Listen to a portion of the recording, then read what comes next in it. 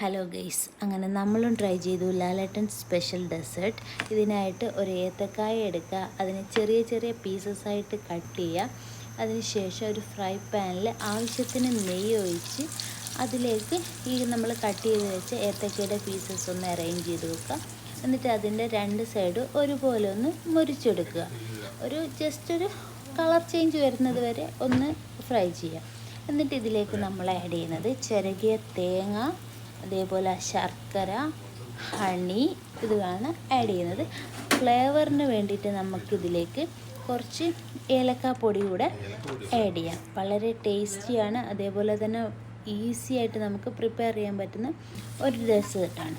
എന്നിട്ട് ഇതിന് ശേഷം ഇതൊന്ന് ജസ്റ്റ് മിക്സ് ചെയ്തതിന് ശേഷം ഒരു സെർവിങ് ബൗളിലേക്കോ പ്ലേറ്റിലേക്കോ നമ്മളിത് മാറ്റുക. അതിലേക്ക് നമുക്ക് ആവശ്യത്തിന് ഐസ്ക്രീം സ്കൂപ്പ് ആഡ് ചെയ്ത് കൊടുക്കാം. നമ്മളിപ്പോൾ ഇവിടെ എടുത്തിട്ടുള്ളത് വാനില ഐസ്ക്രീമാണ്. വളരെ ടേസ്റ്റി ആയിരുന്നു, അതേപോലെ ഈസി ആയിട്ട് ഉണ്ടാക്കാൻ പറ്റിയ ഒരു ഡെസേർട്ടാണ്. നല്ല ടേസ്റ്റ് ആയിരുന്നു. ട്രൈ ചെയ്തപ്പോൾ സ്വീറ്റ് ഇഷ്ടപ്പെടുന്ന എല്ലാവർക്കും ഇഷ്ടപ്പെടുന്ന ഒരു ഡെസേർട്ട് കൂടിയാണ്. അപ്പോൾ എല്ലാവരും ഒന്ന് ട്രൈ ചെയ്ത് നോക്കുക. Thank you.